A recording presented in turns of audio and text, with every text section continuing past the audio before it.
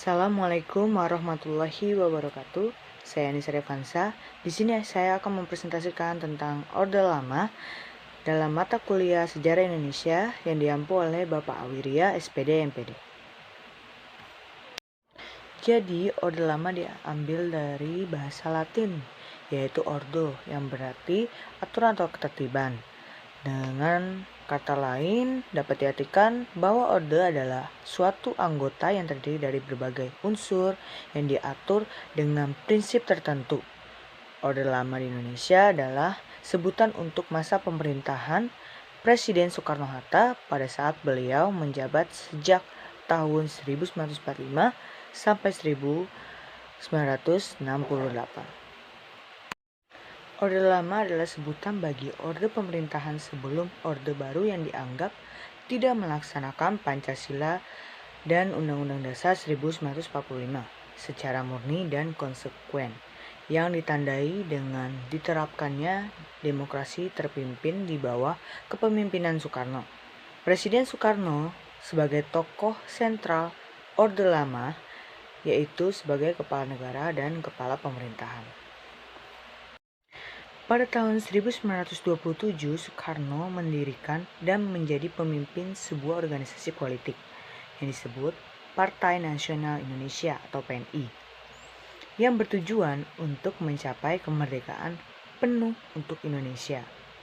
Namun, aktivitas politik subversif ini menyebabkan penangkapan dan pemenjaraannya oleh rejim pemerintahan kolonial Belanda yang represif pada tahun 1929. Bagi orang-orang Indonesia pada saat itu, pembuangan Soekarno itu malah memperkuat saja citranya sebagai pahlawan nasional dan pejuang kemerdekaan. Setelah pembebasannya, Soekarno berada dalam konflik yang terus berkelanjutan dengan pemerintahan kolonial selama tahun 1930-an. Menyebabkan Soekarno berkali-kali dipenjara.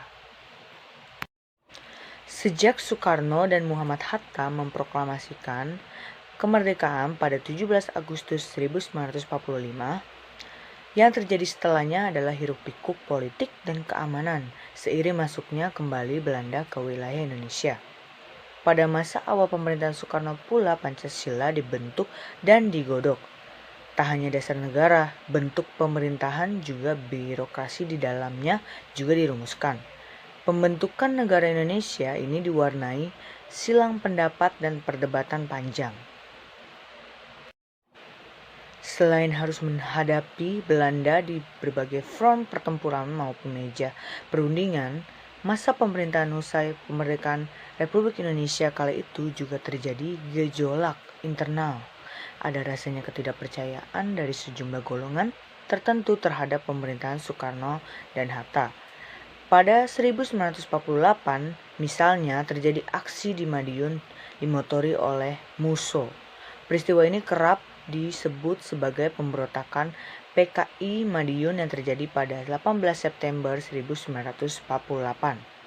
Peristiwa PKI Madiun melibatkan berbagai partai politik atau organisasi berhaluan kiri kontra pemerintahan Republik Indonesia pimpinan Soekarno dan Muhammad Hatta.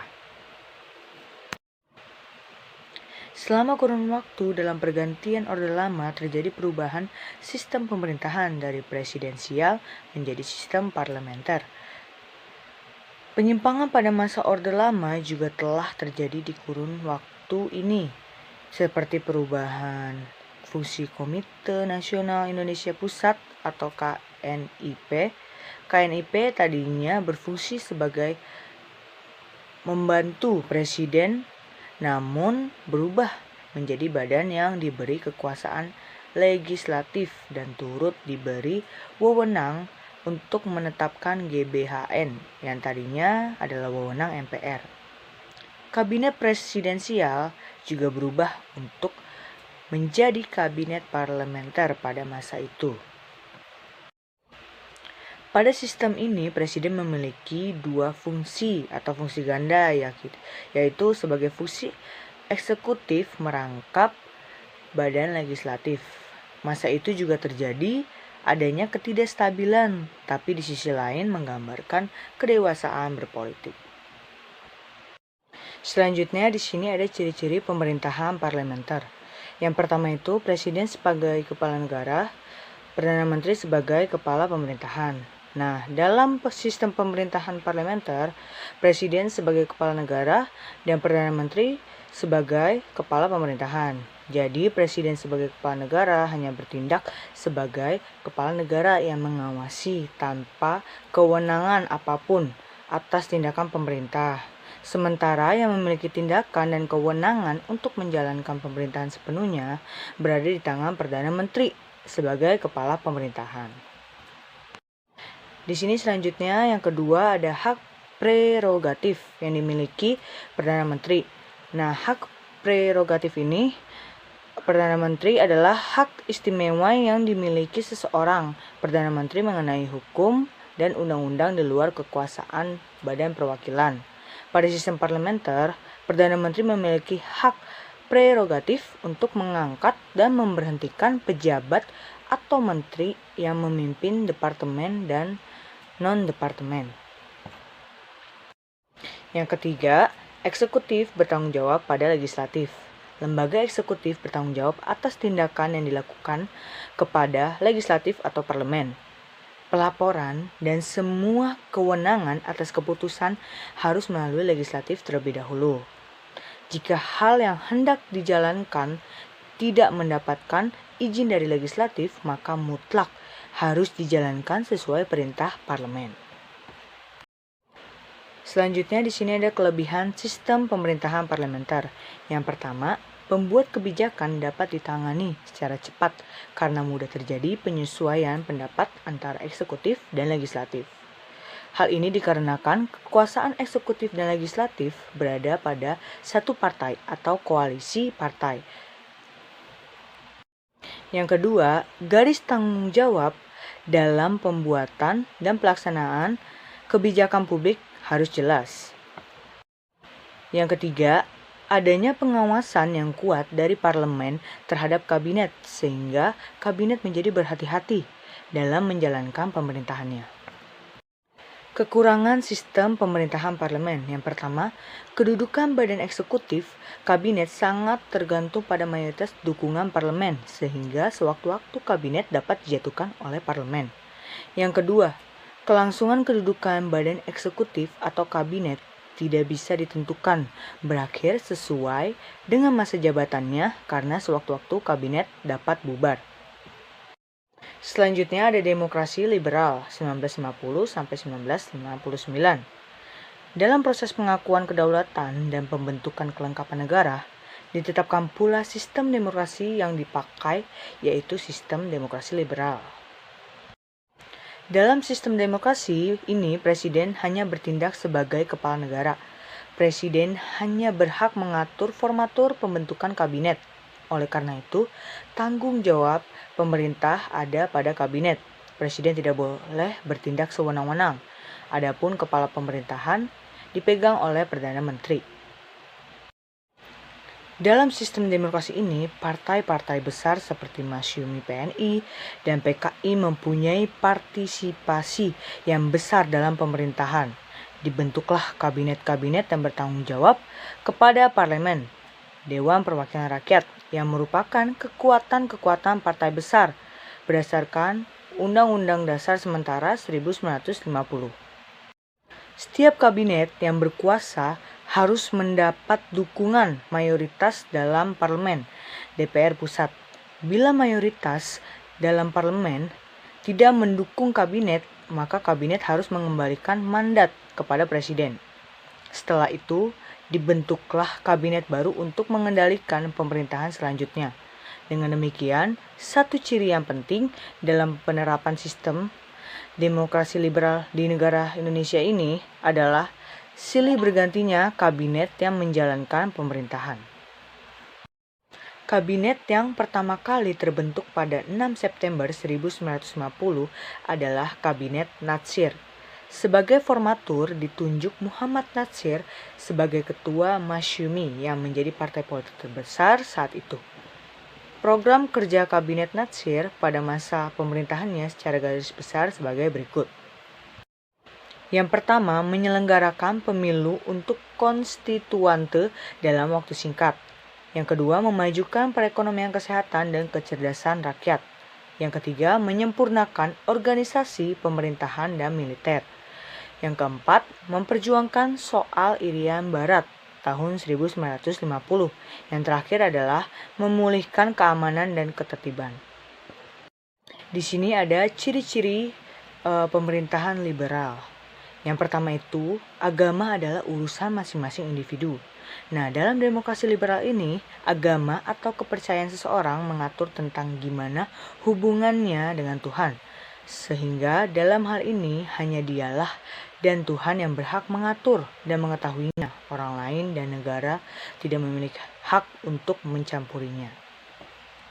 Yang kedua, mengutamakan kepentingan pribadi. Dalam demokrasi liberal, kepentingan pribadi diutamakan ketimbang lingkungan masyarakatnya. Meski begitu, tak selalu orang-orang yang bertindak egois adalah ciri-ciri demokrasi liberal. Malahan, masyarakat yang mengatur sistem tersebut punya rasa kemanusiaan yang tinggi untuk ditetapkan dalam kehidupan mereka.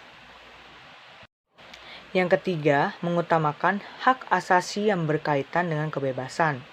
Liberal adalah suatu ideologi yang berdasarkan pada pemahaman untuk menjunjung tinggi kebebasan. Maka salah satu cita-cita dalam demokrasi liberal adalah untuk mewujudkan pengutamaan hak asasi yang berkaitan dengan kebebasan. Kelebihan demokrasi liberal yang pertama itu adanya kebebasan yang tinggi bagi individu. Kelebihan yang pertama adalah setiap orang termasuk kamu telah memiliki kebebasan yang sama dan tinggi. Yang kedua, tingginya pendapatan penduduk. Yang ketiga, tidak disalahgunakan pemerintah kekuasaannya. Kekurangan demokrasi liberal yang pertama itu individualitas yang tinggi. Yang kedua, kekuasaan dapat dimonopoli. Yang ketiga, konflik agama dan suku menjadi tinggi. Selanjutnya di sini ada demokrasi terpimpin. Pada saat dibentuknya pemerintahan demokrasi liberal, ada kekacauan ketika itu dan membuat sistem pemerintahan baru. Pada tahun 1959, Presiden Soekarno pun membuat dan memperkenalkan sistem pemerintahan baru, yaitu sistem pemerintahan demokrasi terpimpin.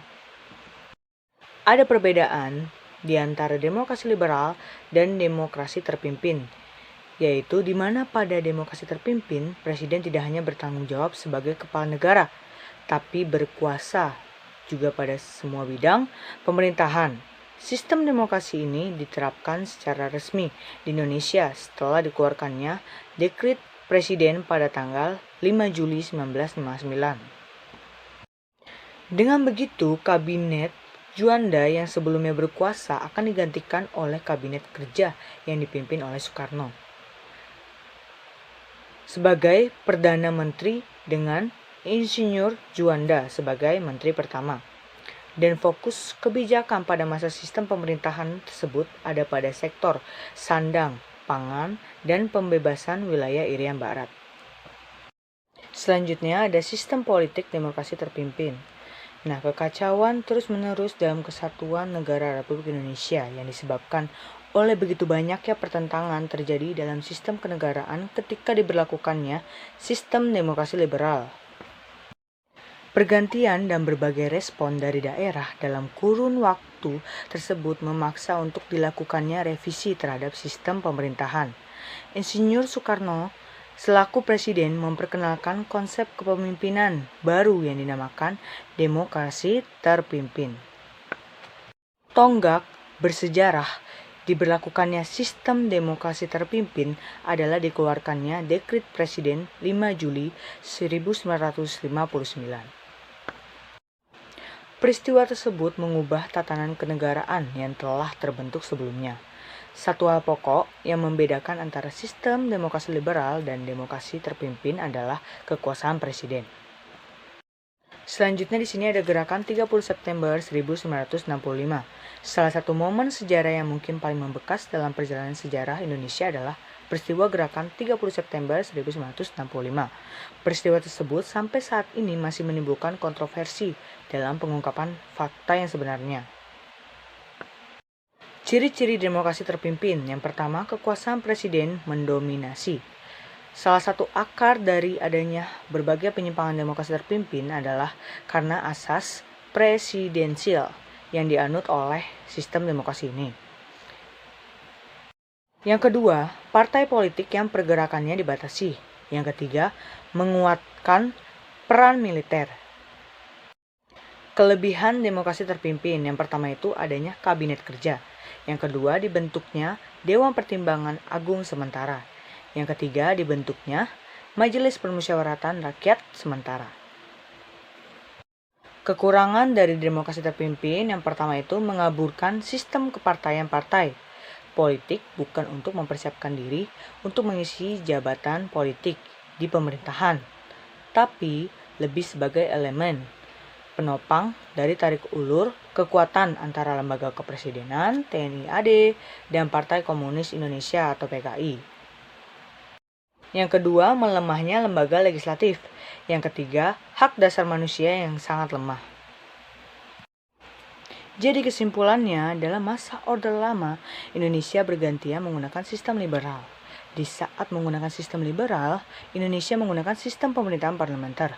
Orde Lama telah dikenal prestasinya dalam memberi identitas, kebanggaan nasional dan mempersatukan bangsa Indonesia. Namun demikian, Orde Lama pula yang memberikan peluang bagi kemungkinan kaburnya identitas tersebut, Pancasila dan Undang-Undang Dasar 1945.